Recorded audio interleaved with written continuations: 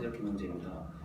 오늘 업무 프로세스 재설계라고 하는 이른바 BPR이라고 하는 이 내용을 배울 텐데요.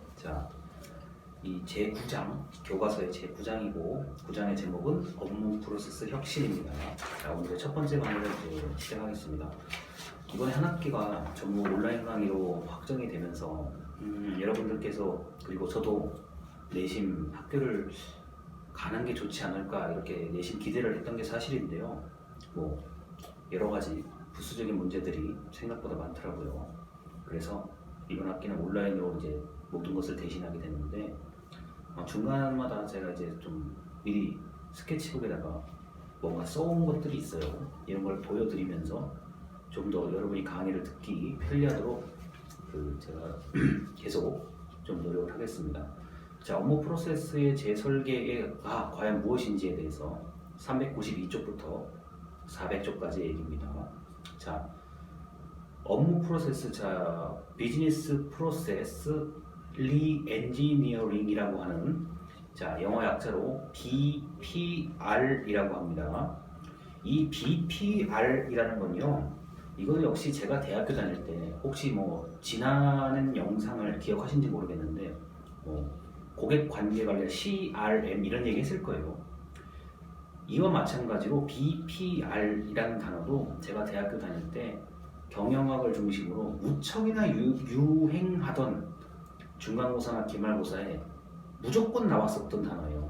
BPR이요. 이건 행정학이 아니라 경영학에서 먼저 시작을 한 거고요. 그 당시에는 솔직히 말해서 BPR이 뭔지 그냥 시험에 나온다니까 외웠던 기억만 납니다.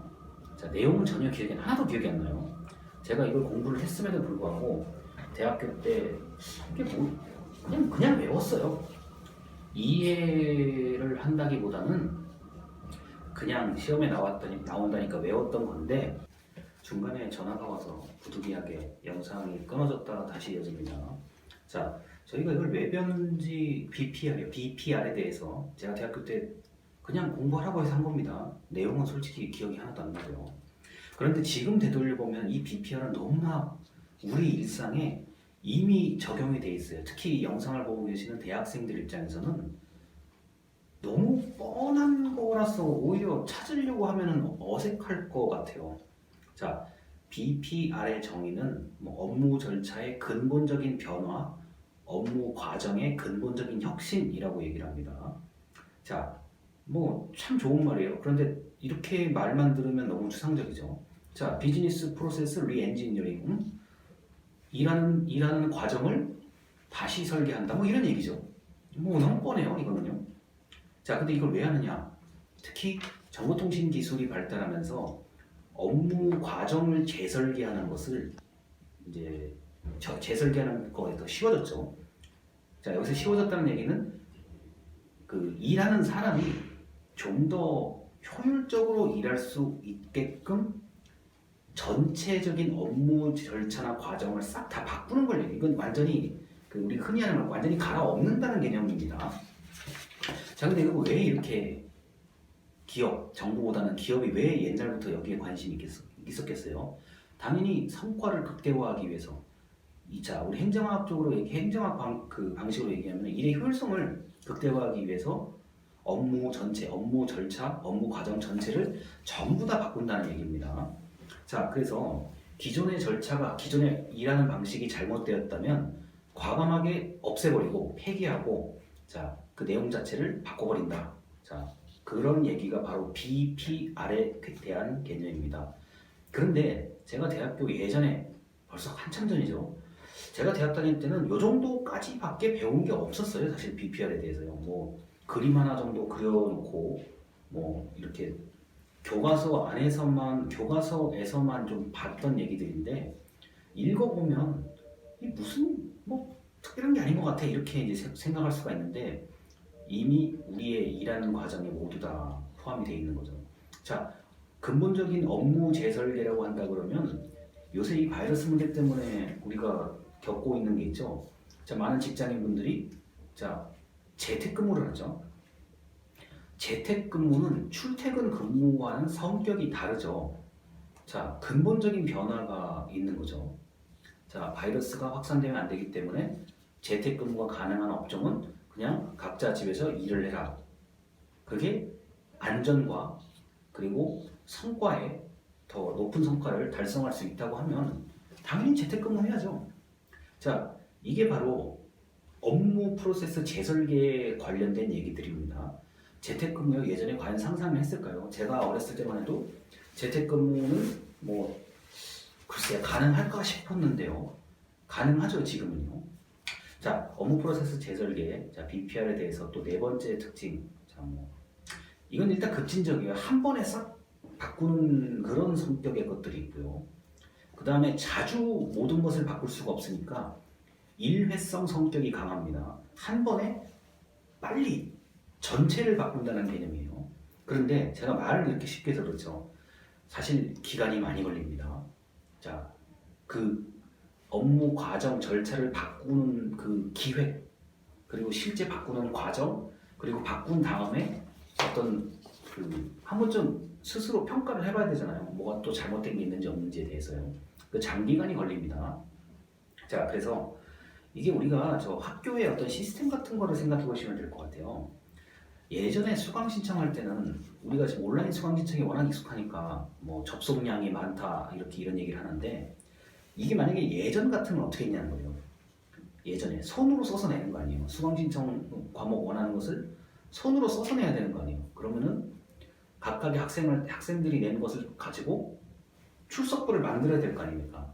자, 출석부 어떻게 만들어요?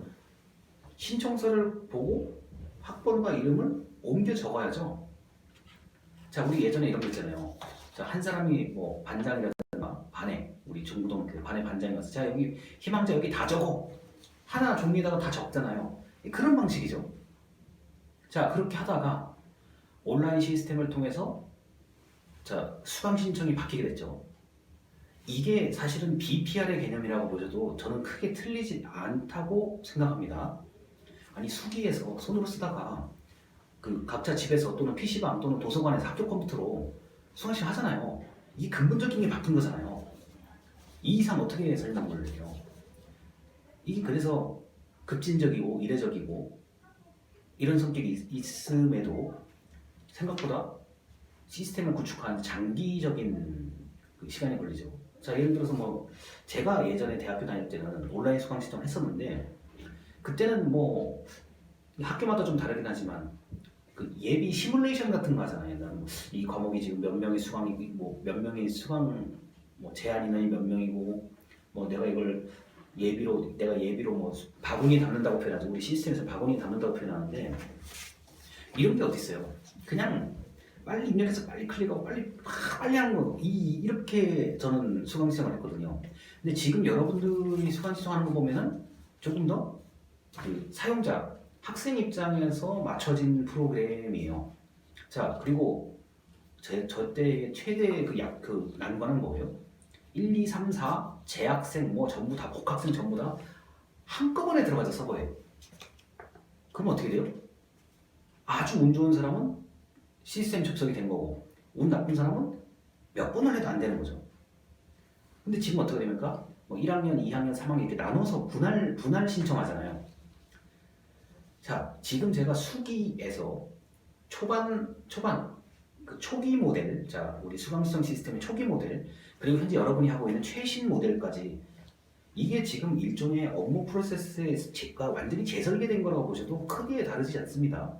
왜냐면은 대학교에서 수강 신청은 그 개강 전에 가장 큰 행사예요. 이 행사라는 표현이 좀 적절하지 않을 수 있지만 가장 큰 임무예요.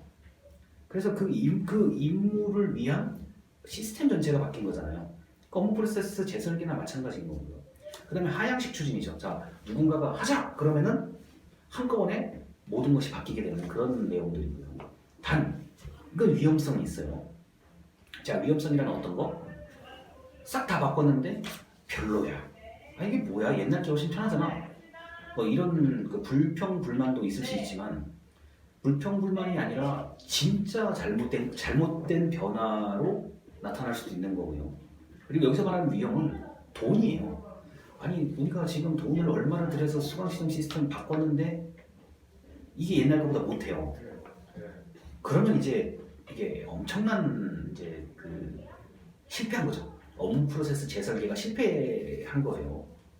자, 그리고 이 교과서에는 이게 이제 비용 절감이라는 얘기만 나오는데 비용 절감되는 게 맞아요. 장기적으로는 이렇게 한번 바꾸면 BPR이라는 것을 통해서 바꾸면 장기적으로는 자 어떤 생산에 비용 절감이 있을 수는 있어요. 그리고 더 편리해지죠. 효율성이 높아지는 것은 맞는데 이 바꾸는 순간만큼은 단기적으로는 비용이 들어갑니다. 아니, 이게 그냥 바꾸는 게 아니잖아요.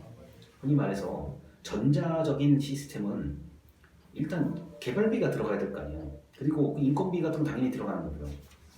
자, 그렇기 때문에 업무 프로세스 재설계 이 BPR의 개념은 언뜻 보면 상당히 단순해 보이지만 제가 예전에 대학 다녔을 때는 이거는 굉장히 신선하고 새로운 거였고 제대로 이해를 못하고 저는 졸업을 했어요. 그런데 지금 돌이켜보면 정보통신기술과 이걸 연결해서 생각을 해보면 이미 적용이 너무 많이 돼 있고요. 많은 기업, 정부, 그리고 대학교까지도 이미 BPR의 개념을 다 도입을 해서 하고 있는 겁니다. 근데 우리가 관심 있게 안 보거나 그냥 지나쳐 버렸기 때문이죠. 자, 그래서 아주 뭐 편리하게 한 번만 제대로 바꿀 수 있다면 아주 편리하게 자, 이용할 수 있다는 그런 장점이 있는 게 바로 BPR의 개념입니다. 자, 그래서 여기까지를 말씀을 드리면 될 것 같고 여러분들이 뭐 회사에 다니신다면 이해가 더 빠르시겠지만 만약에 그렇지 않다 그러면 학교의 수강시장 시스템 같은 거 하나만 딱 생각해 보시면 업무 절차가 근본적으로 달라지게 된다는 점. 일단 손으로 쓰는 거에서 클릭으로 바뀌었다는 것 자체가 근본적인 혁신입니다. 자, 일단 여기까지 강의를 마치도록 하겠습니다. 감사합니다.